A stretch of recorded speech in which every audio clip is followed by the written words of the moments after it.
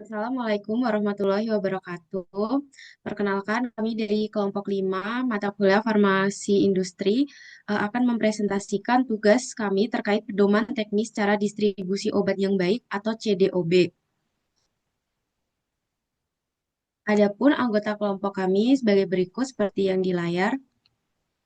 Selanjutnya akan dijelaskan oleh anggota kami terkait materi yang akan disampaikan. Adapun daftar isinya, yang pertama ada manajemen mutu, kemudian organisasi manajemen dan personal, yang ketiga ada bangunan peralatan, yang keempat ada operasional, yang kelima ada inspeksi diri, yang keenam ada keluhan, yang ketujuh ada transportasi, yang kedelapan ada fasilitas distribusi berdasarkan kontrak dan juga dokumentasi. Selanjutnya akan disampaikan oleh teman saya. Baik, yang pada bab pertama yaitu manajemen mutu. Pada pada bagian umumnya itu fasilitas distribusi wajib memiliki sistem mutu yang menjamin mutu obat dan juga integritas rantai distribusi. Sistem mutu juga mencakup tanggung jawab, proses dan manajemen resiko mutu, kemudian terdapat komitmen, manajemen puncak serta dokumentasi dan validasi terhadap perubahan sistem. Kemudian pada sistem mutu itu terbagi menjadi 11, yaitu ada yang pertama kebijakan mutu harus terdokumentasi dan disahkan secara resmi oleh manajemen. Kemudian yang kedua yaitu sistem mencakup struktur organisasi, prosedur, proses, dan sumber daya agar obat tidak tercemar. Kemudian yang ketiga terdapat ketentuan pelaporan obat palsu atau dicurigai palsu ke BPOM dan penyimpanan di tempat yang aman. Kemudian yang keempat yaitu manajemen puncak harus menunjuk penanggung jawab dengan wewenang jelas. Kemudian sumber daya manusia dan fasilitas harus kompeten dan memadai. Kemudian yang keenam, lingkup dan kompleksitas fasilitas distribusi dipertimbangkan ketika mengembangkan manajemen mutu. Kemudian yang ketujuh yaitu sistem mutu harus didokumentasikan secara lengkap dan dipantau efektivitasnya. Yang kedelapan yaitu fasilitas distribusi menetapkan prosedur untuk identifikasi, pengumpulan, penomoran, pencarian, penyimpanan, pemeliharaan, pemusnahan, dan akses ke semua dokumen. Yang kesembilan yaitu sistem mutu diterapkan sesuai ruangan lingkup dan struktur organisasi. Yang kesepuluh harus tersedia sistem pengendalian perubahan proses kritis. Dan yang kesebelas yaitu sistem mutu menjamin distribusi obat sesuai CDOB, tanggung jawab jelas, pengiriman tepat, dokumentasi lengkap, penyimpanan diselidiki, dan CAPA diterapkan dalam untuk pencegahan. Kemudian pada bagian pengolahan kegiatan berdasarkan kontrak yaitu sistem manajemen mutu mencakup pengendalian dan pengkajian kegiatan berdasarkan kontrak yaitu mencakup beberapa tiga hal yaitu penilaian dilakukan terhadap kompetensi dan legalitas pihak yang ditunjuk sebelum kontrak dijalankan, kemudian tanggung jawab dan komunikasi jelas dengan perjanjian tertulis antara pemberi dan penerima kontrak. Yang ketiga yaitu dilakukan pemantauan dan evaluasi rutin terhadap kinerja penerima kontrak serta penerapan perbaikan yang diperlukan. Kemudian pada kajian dan pemantauan manajemen itu ada manajemen puncak melakukan kajian berkala terhadap efektivitas sistem mutu mencakup yaitu antara lain pengukuran capaian sasaran mutu, penilaian kinerja, keluhan, capa, audit dan juga resiko. Kemudian ada peraturan pedoman baru, inovasi dan perubahan iklim usaha beserta sasaran bisnisnya. Kemudian yang kedua yaitu hasil kajian harus dikomunikasikan secara efektif. Kemudian pada manajemen resiko mutunya itu ada proses sistematis untuk menilai, mengendalikan, mengkomunikasikan, dan meninjau resiko mutu obat atau bahan obat. Kemudian dilakukan secara berkesinambungan dan berbasis ilmiah. Kemudian resiko baru ditinjau ulang dan sistem mutu direvisi bila perlu. Kemudian harus terdapat prosedur identifikasi dan pelaporan obat palsu ke BPOM dan pemegang izin edar. Kemudian bab 2 terkait organisasi, manajemen, dan personalia. Nah, keberhasilan penerapan CDOB bergantung pada personel yang kompeten dan mencukupi. Yang kedua, setiap personel harus memahami tanggung jawab dan uraian tugasnya secara jelas. Yang ketiga, sistem manajemen mutu harus dijalankan oleh personel yang berkualifikasi sesuai tanggung jawabnya. Kemudian untuk organisasi, yang pertama struktur organisasi harus tertulis, disetujui manajemen puncak, dan sesuai kebijakan mutu. Yang kedua, tanggung jawab dan hubungan antar bagian dijelaskan dengan jelas.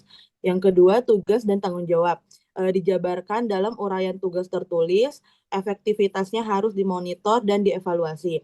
Yang ketiga, fungsi sistem mutu. Ada unit yang memastikan penerapan mutu dan kepatuhan regulasi dan harus independen dari unit operasional. Kemudian beban tanggung jawab tidak boleh berlebihan agar mutu obat terjamin dan beberapa tugas dapat diwakilkan dengan kualifikasi memadai, tetapi tanggung jawab tetap di penanggung jawab utama. Yang kelima, konflik kepentingan. Tidak boleh ada konflik dalam aspek komersial, politik, atau keuangan. Yang keenam, keselamatan dan keamanan. Harus ada prosedur keselamatan untuk personel, sarana, lingkungan, dan produk. Yang terakhir ada kode etik. Kemudian untuk tanggung jawab, yang pertama ada penunjukan. Setiap fasilitas distribusi dan PSE atau PPMSE wajib memiliki PJ yang purna waktu dan memenuhi peraturan. Yang kedua, jika cuti atau sakit dapat didelegasikan sementara dengan dokumentasi resmi. Yang kedua, kemenangan dan dukungan. Manajemen wajib memberi otoritas dan sumber daya yang memadai kepada PJ. Yang ketiga, kualifikasi. Penanggung jawab harus apoteker dengan pelatihan CDOB, keamanan produk, dan pencegahan obat palsu. Yang keempat, tanggung jawab utama penanggung jawab. Yang pertama, menyusun dan memelihara sistem mutu, mengelola dan menjaga akurasi dokumen. Yang kedua, menjamin pelatihan personel berjalan efektif dan mengkoordinasikan penarikan obat dengan cepat. Yang ketiga, menangani keluhan pelanggan dengan efektif dan memastikan kualifikasi pemasok dan pelanggan. Yang keempat, memastikan inspeksi diri dan CAPA dilakukan. Yang terakhir ada koordinasi multi apoteker. Bila lebih dari satu penanggung jawab apoteker, harus ada koordinasi oleh satu penanggung jawab utama. Ada personel lainnya, harus tersedia jumlah personel yang cukup dan kompeten pada setiap tahap distribusi. Jumlah disesuaikan dengan volume dan ruang lingkup kegiatan. Yang berikutnya ada pelatihan. Yang pertama, semua personel wajib mendapat pelatihan awal dan berkala sesuai tugas masing-masing dan dilakukan oleh pelatih yang terkualifikasi. Yang kedua, materi pelatihan mencakup CDOB, keamanan produk, dan pencegahan obat palsu, serta penanganan obat berbahaya, radioaktif, narkotika, psikotropika, prekursor, atau vaksin. Yang ketiga, setiap personel harus dilatih mengenai hygiene dan sanitasi. Yang keempat, semua pelatihan harus didokumentasikan dan dievaluasi efektivitasnya. Yang terakhir ada hygiene. Yang pertama, personel wajib memakai APD sesuai standar. Yang kedua, harus ada prosedur tertulis tentang hygiene personel, termasuk kesehatan kerja, kebersihan, dan pakaian. Yang ketiga, dilarang menyimpan makanan, minuman, dan rokok di area penyimpanan. Yang keempat, harus ada prosedur untuk mencegah akses tidak sah terhadap obat atau bahan. Kemudian bab 3 itu ada bangunan dan peralatan.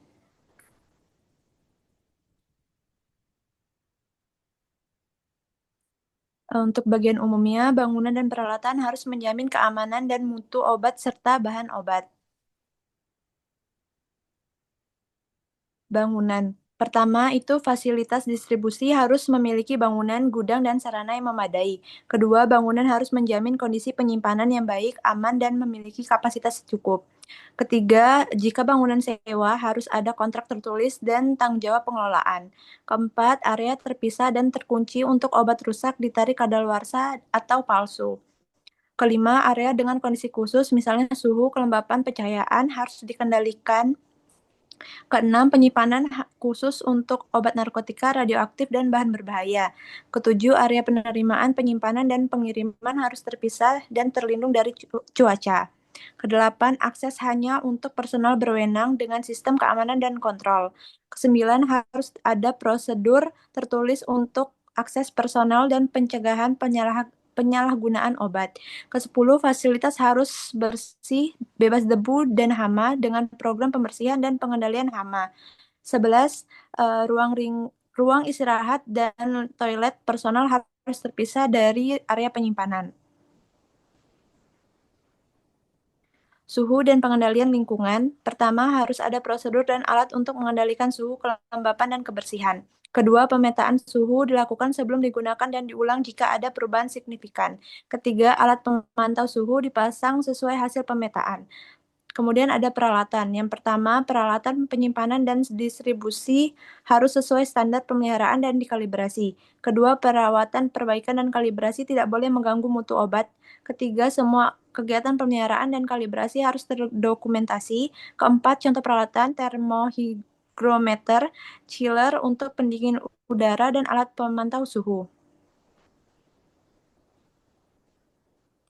Sistem komputer. Sistem komputer harus diuji dan divalidasi sebelum digunakan. Kemudian validasi meliputi input, proses, output, dan keamanan data. Kemudian akses hanya untuk personel berwenang dengan password.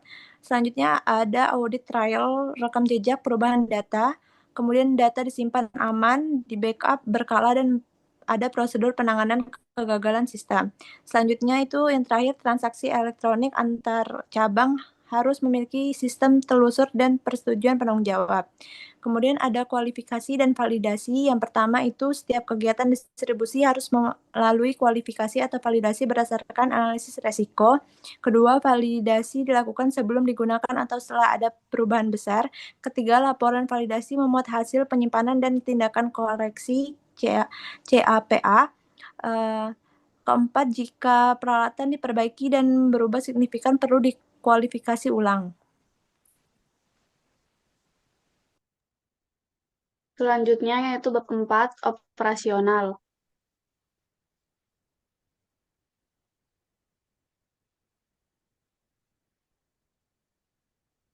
Fasilitas distribusi harus menjamin bahwa identitas dan mutu obat atau bahan obat tetap terjaga sesuai spesifikasi kemasan. Semua sumber obat atau bahan obat harus berasal dari industri farmasi atau fasilitas distribusi berizin untuk mencegah masuknya obat palsu ke rantai distribusi resmi. Selanjutnya yaitu kualifikasi pemasok. Yang pertama, pemasok harus berizin sesuai peraturan. Kedua, jika pasokan berasal dari fasilitas distribusi lain, pemasok tersebut harus berizin dan menerapkan prinsip CDOB. Yang ketiga, jika berasal dari industri farmasi, pemasok harus berizin dan menerapkan prinsip CPOB. Keempat, jika bahan obat berasal dari industri non-farmasi, pemasok wajib berizin dan menerapkan prinsip CPOB untuk memastikan mutu sesuai standar farmasi. Yang kelima, pengadaan harus dilakukan sesuai prosedur tertulis dengan rantai pasokan yang teridentifikasi dan terdokumentasi. Keenam, kualifikasi pemasok wajib dilakukan sebelum pengadaan, disetujui secara resmi, dan didokumentasikan serta ditinjau berkala. Ketujuh, prosedur tertulis harus mengatur wewenang pengadaan dan distribusi agar obat hanya diperoleh dari pemasok berizin dan resmi. Kedelapan, sebelum bekerja sama dengan pemasok baru, fasilitas distribusi harus menilai kesesuaian, kompetensi, dan keandalan pemasok. Penilaian mempertimbangkan reputasi, risiko pemalsuan, ketersediaan obat dalam jumlah besar yang tidak wajar, serta harga yang tidak normal. Selanjutnya, kualifikasi pelanggan. Yang pertama, fasilitas distribusi harus memastikan bahwa obat hanya disalurkan kepada pihak berwenang untuk menyerahkannya kepada masyarakat, dan bukti kualifikasi pelanggan harus terdokumentasi dengan baik. Kedua, fasilitas distribusi wajib melakukan pemeriksaan berkala terhadap pelanggan. Ketiga, memantau setiap transaksi, serta menyelidiki pola transaksi yang mencurigakan atau berisiko penyalahgunaan. Yang keempat, harus dipastikan keabsahan penyaluran dan pembayaran melalui mekanisme yang sah. Selanjutnya ada penerimaan. Yang pertama, penerimaan obat bertujuan memastikan kiriman obat atau bahan obat berasal dari pemasok yang disetujui dalam kondisi baik dan tidak mengalami kerusakan selama transportasi. Kedua, obat yang kadaluarsa atau mendekati kadaluarsa tidak boleh diterima. Ketiga, obat yang memerlukan penyimpanan khusus harus segera ditempatkan di area yang sesuai setelah diperiksa. Keempat, nomor batch dan tanggal kadaluarsa harus dicatat untuk mempermudah pelacakan. Kelima, jika ditemukan obat atau bahan obat palsu, harus segera dipisahkan, dilaporkan ke otoritas berwenang, dan ditahan peredarannya. Yang terakhir, obat atau bahan obat yang diterima dari transportasi harus diperiksa untuk memastikan kondisi kemasan, segel, dan label masih utuh. Selanjutnya, penyimpanan. Yang pertama, penyimpanan dan penanganan obat harus sesuai dengan peraturan perundang-undangan. Yang kedua, kondisi penyimpanan harus mengikuti rekomendasi industri farmasi atau produsen bahan obat standar mutu farmasi. Ketiga, volume pemesanan obat harus disesuaikan dengan kapasitas penyimpanan. Keempat, obat disimpan terpisah dari produk lain dan dilindungi dari cahaya, suhu ekstrim, kelembapan, serta faktor eksternal lainnya. Obat yang memerlukan kondisi khusus harus diperlakukan sesuai kebutuhannya. Kelima, kontainer penyimpanan harus dibersihkan sebelum digunakan. Keenam, penyimpanan harus menjamin kondisi sesuai kategori seperti obat karantina, ditolak, dikembalikan, ditarik, atau diduga palsu dapat diidentifikasi dengan jelas. Ketujuh, rotasi stok harus mengikuti prinsip first expired, first out untuk mencegah penggunaan obat kadaluarsa. Kedelapan, obat harus disimpan dengan hati-hati agar tidak tumpah, rusak, terkontaminasi, atau tercampur, tidak boleh langsung diletakkan di lantai. 9, obat kadaluarsa harus segera ditarik, dipisahkan secara fisik, diblokir secara elektronik, dan penarikannya dilakukan berkala. 10, untuk menjaga akurasi stok, dilakukan stok opnam secara berkala berdasarkan tingkat risiko. Yang ke-11, jika ada selisih stok, harus diselidiki untuk memastikan tidak terjadi campur baur, kesalahan pencatatan, pencurian, atau penyalahgunaan. Hasil penyelidikan didokumentasikan dan disimpan. Selanjutnya, pemisahan obat dan atau bahan obat. Yang pertama, obat dengan persyaratan khusus harus disimpan di tempat terpisah dengan label jelas dan akses terbatas hanya bagi petugas berwenang. Sistem komputerisasi harus menjaga keamanan stok. Yang kedua, harus ada tempat khusus berlabel jelas untuk obat yang ditolak, kadaluarsa, ditarik kembali, atau diduga palsu. Yang ketiga, obat yang ditolak atau dikembalikan ke fasilitas distribusi harus diberi label dan ditangani sesuai prosedur tertulis. Lalu pemusnahan obat dan atau bahan obat. Yang pertama, pemusnahan dilakukan terhadap obat atau bahan obat yang tidak memenuhi syarat untuk didistribusikan. Yang kedua, obat atau bahan obat yang dimusnahkan harus didesinfeksi, diberi label jelas, disimpan terpisah, dan ditangani sesuai prosedur untuk mencegah bahaya kesehatan, pencemaran, dan kebocoran. Yang ketiga, jika menggunakan jasa pihak ketiga, pemusnahan harus diawasi dan sesuai ketentuan serta lingkungan hidup. Yang keempat, jumlah dan intensitas obat yang dimusnahkan disesuaikan dengan kebutuhan dan dilaporkan setelah selesai. Yang kelima, pemusnahan dilakukan dengan metode predestroy, yaitu merusak bentuk atau identitas obat agar tidak disalahgunakan serta mencegah kebocoran. Yang keenam, proses pemusnahan dan pelaporannya harus dilakukan sesuai ketentuan peraturan perundang-undangan. Yang ketujuh, dokumentasi terkait pemusnahan obat dan atau bahan obat termasuk laporannya harus disimpan sesuai ketentuan.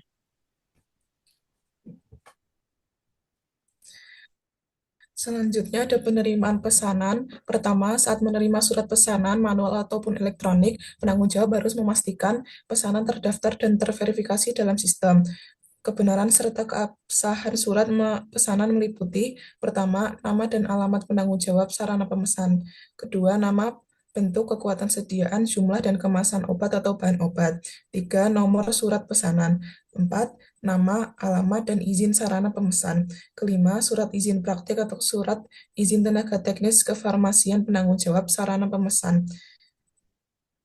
Kemudian kewajaran pesanan dengan memperhatikan: pertama, jumlah dan frekuensi pesanan sesuai kapasitas sarana; dua, jenis obat sesuai kebutuhan pelayanan; tiga, lokasi sarana dan kondisi pelayanan termasuk ketersediaan tenaga kesehatan dan resep dokter.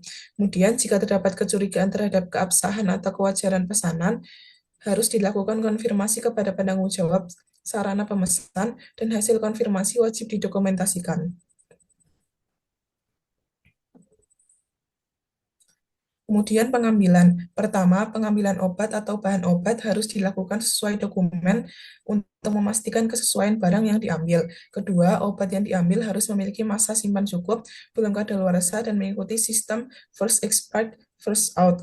Nomor batch dicatat dan pengambilan hanya boleh dilakukan dengan pengawasan yang memadai untuk mencegah kesalahan distribusi atau penggunaan obat kadaluarsa.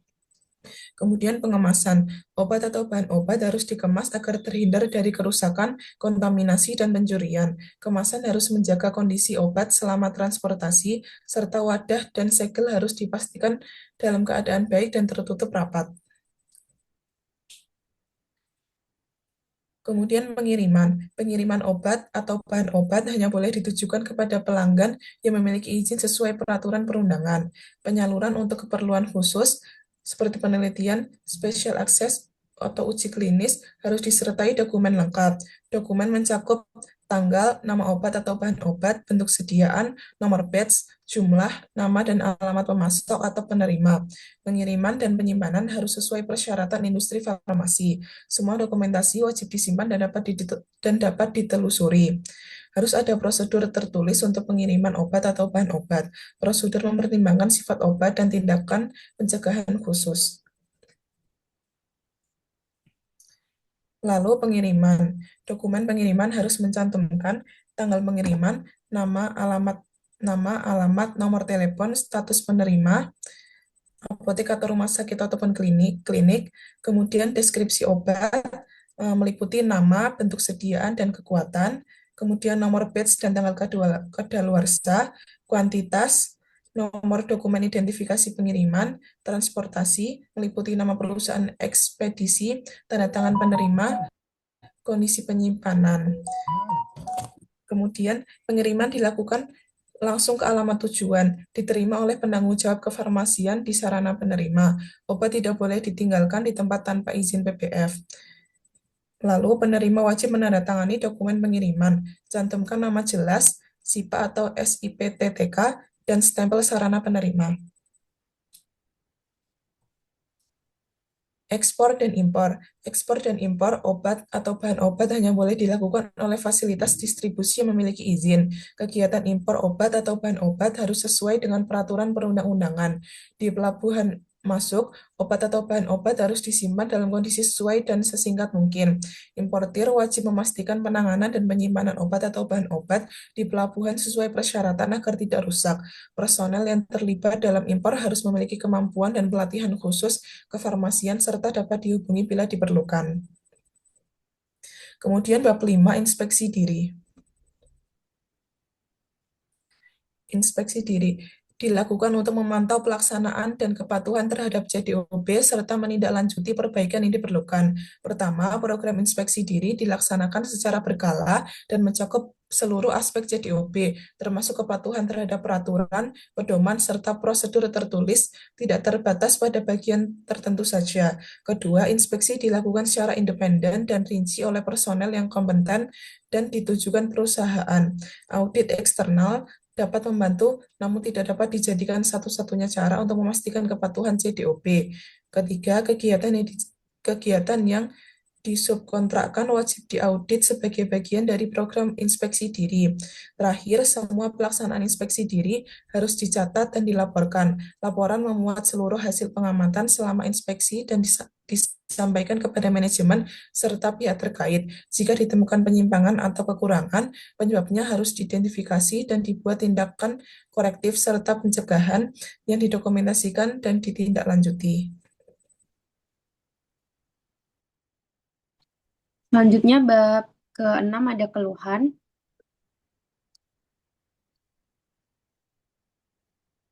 Keluhan merupakan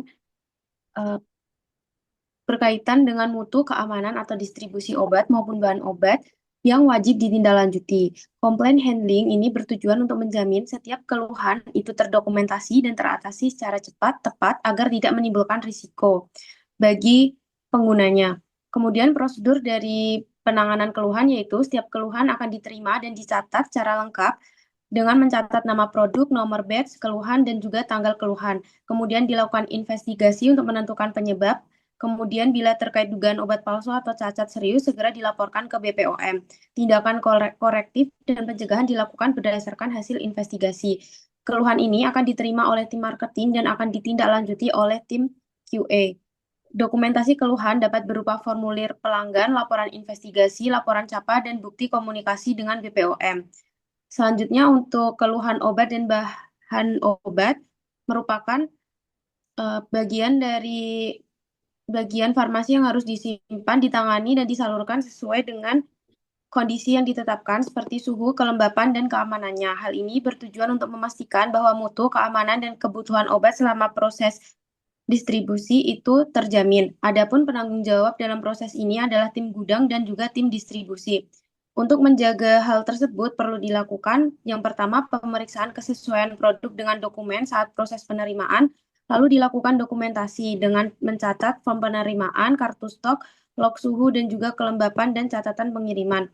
Kemudian menyimpan obat atau bahan obat sesuai dengan kondisi yang disyaratkan, yaitu pada suhu seperti 2 derajat sampai 8 derajat Celcius. Yang ketiga, memisahkan produk layak edar dan tidak layak edar. Yang keempat, mendistribusikan hanya kepada pihak yang berizin. Kemudian untuk kembalian atau return, yaitu beberapa obat atau bahan obat dapat dikembalikan oleh konsumen yang selanjutnya akan dievaluasi oleh tim QA untuk ditentukan apakah masih dapat dijual kembali atau harus dimusnahkan. Pengembalian ini dapat terjadi karena adanya kesalahan pengiriman, cacat mutu, atau alasan administratif. Proses pengembalian harus tetap didokumentasikan dengan mengecek formulir penerimaan barang, hasil evaluasi mutu, berita acara pemusnahan bila perlu. Barang yang dikembalikan ini harus diinvestigasi agar tidak terjadi kontaminasi silang atau masuknya produk tidak layak edar kembali ke pasaran. Selanjutnya, untuk obat dan atau bahan obat diduga palsu. Obat palsu merupakan produk yang identitasnya, sumber, atau komposisinya dipalsukan, baik seluruhnya maupun sebagian. Apabila ditemukan obat atau bahan obat yang dicurigai palsu, pihak produksi atau distributor wajib untuk melakukan beberapa langkah penanganan obat diduga palsu. Yang pertama, dengan memberikan label diduga palsu pada kemasan obat yang dicurigai. Kemudian yang kedua, melakukan investigasi internal. Yang ketiga, melaporkan kepada BPOM dan pemasok resmi. Kemudian yang keempat, menghentikan peredaran produk sebelum ada klarifikasi dari pihak yang berwenang. Upaya di atas dilakukan untuk mencegah peredaran obat atau bahan obat yang tidak sah, tidak terdaftar agar tidak membahayakan pasien. Kemudian ada penarikan kembali atau recall. Penarikan kembali merupakan suatu kegiatan yang dilakukan untuk mencegah obat yang tidak memenuhi syarat mutu, keamanan, atau khasiat itu beredar di masyarakat. Tujuan dari proses recall adalah untuk melindungi masyarakat dari paparan obat yang beresiko atau tidak memenuhi standar. Penanggung jawab proses recall yaitu manajer distribusi. Adapun prosedur recall yang dapat dilakukan sebagai berikut. Yang pertama, proses recall dilakukan berdasarkan hasil pengawasan mutu internal atau pemerintah BPOM. Yang kedua, mengidentifikasi nomor batch dan distribusi produk. Yang ketiga, mengkomunikasikan ke pelanggan dan pihak terkait. Yang keempat, mengumpulkan produk secara terkontrol dan mencatat jumlah yang berhasil ditarik. Kemudian yang kelima, mengevaluasi efektivitas recall dan laporan ke BPOM. Dalam proses recall harus tetap dilakukan dokumentasi berupa prosedur recall tertulis, daftar pelanggan yang menerima produk, laporan hasil recall, dan berita acara pemusnahan.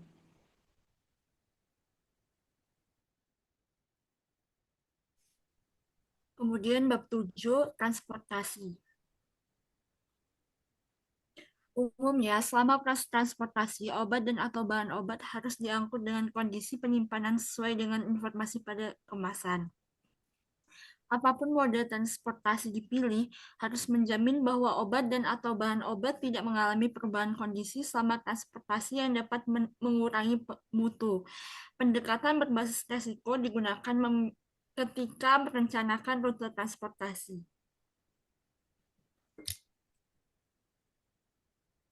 Transportasi dan produk dalam transit. Yang pertama, kendaraan dan personel terlibat dalam pengiriman harus dilengkapi peralatan tambahan untuk mencegah pencurian obat selama transportasi. Kedua, area penyimpanan obat pada kontainer hendaknya mempertimbangkan risiko keamanan khususnya obat yang berpotensi disalahgunakan. Ketiga, pengiriman obat dan atau bahan obat harus aman dan dilengkapi dengan dokumentasi. Yang keempat, kondisi penyimpanan yang dipersyaratkan harus dipertahankan selama transportasi sesuai yang ditetapkan pada kemasan. Kelima, jadwal dan rencana harus realistis dan sistematis serta mempertimbangkan risiko keamanan. Yang keenam, selama transit atau pemberhentian, penempatan kendaraan mempertimbangkan faktor faktor keamanan.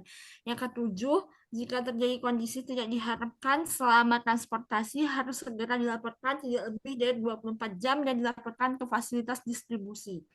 Kedelapan, tersedia prosedur tertulis untuk menyelidiki dan menangani kegagalan persyaratan penyimpanan. 9.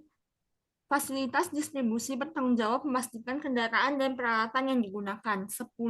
Kondisi ruang penyimpanan dan dalam kendaraan harus mampu menjaga mutu produk. 11. Obat dan atau bahan obat harus disimpan dan diangkut sesuai dengan prosedur.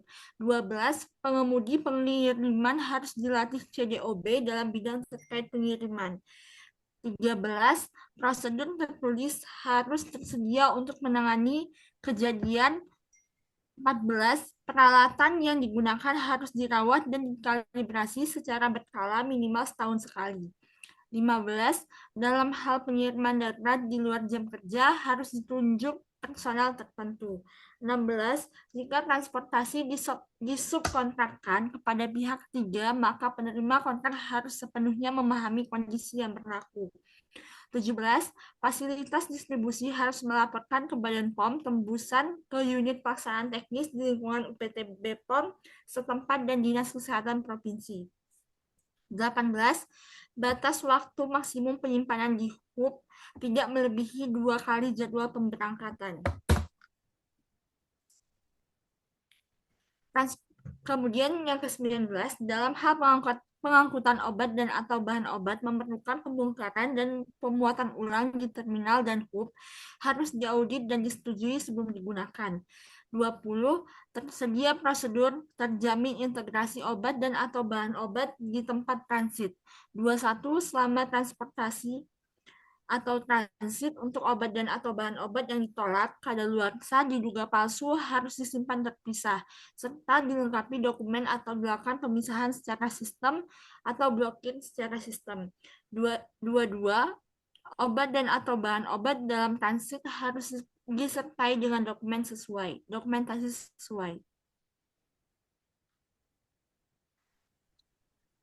Kemudian, obat dan atau bahan obat dalam pengiriman.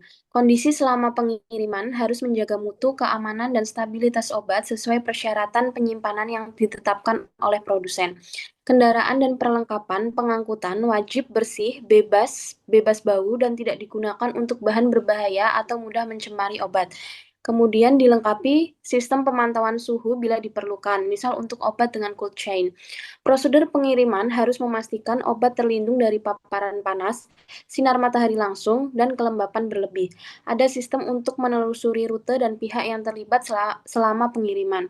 Setiap penyimpangan, kondisi pengiriman harus dicatat, dievaluasi, dan bila perlu dilaporkan ke BPOM.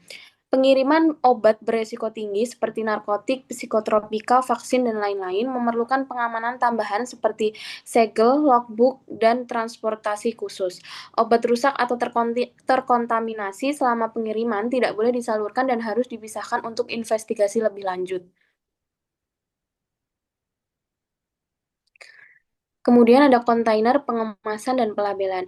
Kontainer pengiriman harus dirancang untuk melindungi isi dari kerusakan fisik, suhu ekstrim, atau kelembapan, serta tidak mengubah mutu obat atau tidak bereaksi secara kimia dengan isinya.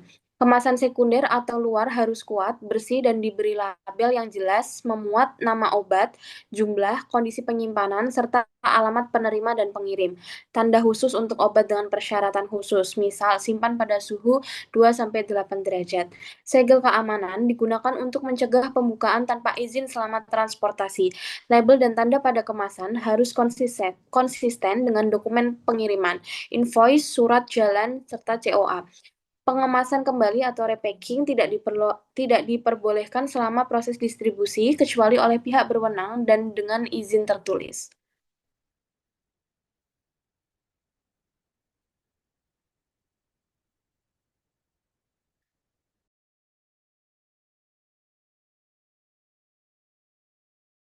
Bab 8. Fasilitas distribusi berdasarkan kontrak. Pengertian dan tujuan. Fasilitas distribusi berdasarkan berdasarkan kontrak adalah kegiatan distribusi obat yang dilaksanakan oleh pihak ketiga penerima kontrak atas dasar perjanjian tertulis dengan pemilik izin, edar, atau pemegang hak distribusi pemberi kontrak. Untuk tujuannya, yang pertama itu menjamin bahwa seluruh kegiatan distribusi yang dilakukan oleh pihak ketiga tetap memenuhi persyaratan cara distribusi obat yang baik, CDOB. Yang kedua, menetapkan tanggung jawab yang jelas antara pemberi dan penerima kontrak agar mutu obat tidak terganggu. Yang ketiga, meningkatkan efisiensi dan keterjaminan mutu dalam rantai distribusi obat. Yang keempat, menjamin traceability, kemampuan telusur obat selama proses distribusi, dan mencegah penyimpangan. Ketentuan umum dan sistem mutu. Yang pertama, perjanjian kontrak tertulis. Harus ada perjanjian tertulis yang memuat ruang lingkup kegiatan, tanggung jawab masing-masing pihak, serta penerapan sistem mutu. Pemberi kontrak wajib memastikan penerima kontrak memiliki izin dan fasilitas sesuai standar CDOB. Yang kedua, audit dan pemilihan penerima kontrak. Sebelum kerjasama dimulai, pemberi kontrak harus melakukan audit mutu terhadap penerima kontrak untuk menilai kepatuhan terhadap CDOB. Audit dilakukan secara berkala selama kontrak berjalan untuk memastikan pelaksanaan tetap sesuai standar. Ketiga, sistem mutu dan dokumentasi. Penerima kontrak wajib menerapkan sistem mutu yang terdokumentasi meliputi penerimaan, penyimpanan, dan penyaluran obat. Semua dokumen kontrak, catatan kegiatan, serta bukti audit harus disimpan dan dapat diperiksa oleh pihak berwenang. Yang keempat, pengawasan dan evaluasi. Pemberi kontrak wajib melakukan pemantauan rutin terhadap seluruh kegiatan distribusi. Setiap hasil pemantauan, penyimpangan, dan tindakan korektif harus terdokumentasi dengan baik.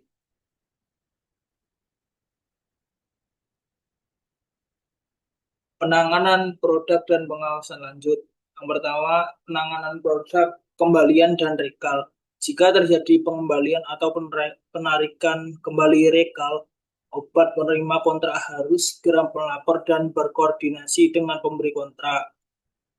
Tindakan rekal dilakukan berdasarkan prosedur CDOB yang disetujui kedua belah pihak. Yang kedua, pelaporan dan komunikasi. Semua penyimpangan mutu, kehilangan, kerusakan, atau perbedaan data distribusi harus segera dilaporkan kepada pemberi kontrak. Komunikasi antar pihak harus terdokumentasi untuk menjaga transparansi dan akuntabilitas. Yang ketiga, tanggung jawab akhir pemberi kontrak. Walaupun sebagian kegiatan dilimpahkan, tanggung jawab mutu dan keamanan obat tetap berada pada pemberi kontrak. Pemberi kontrak wajib memastikan seluruh kegiatan distribusi, audit, dan pelaporan sesuai ketentuan CDOB.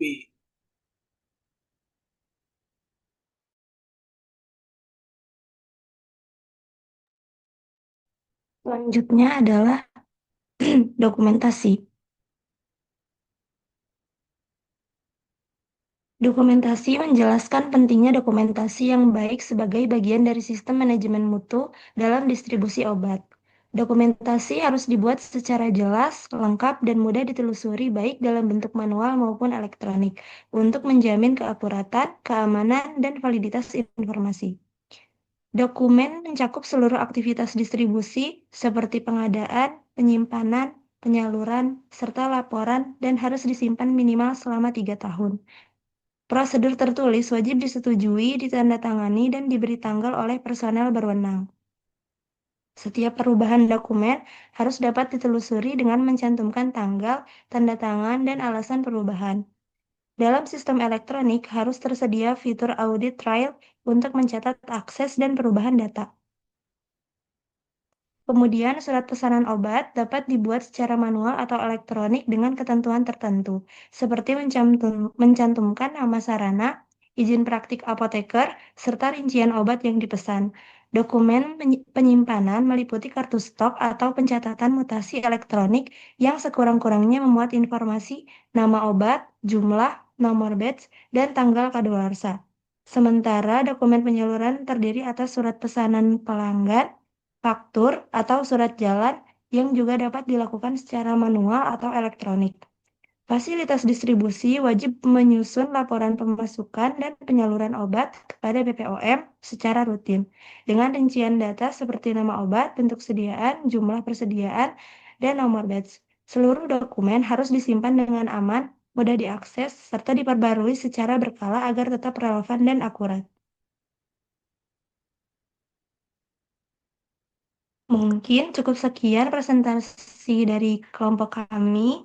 Terima kasih dan mohon maaf apabila banyak kesalahan. Assalamualaikum warahmatullahi wabarakatuh.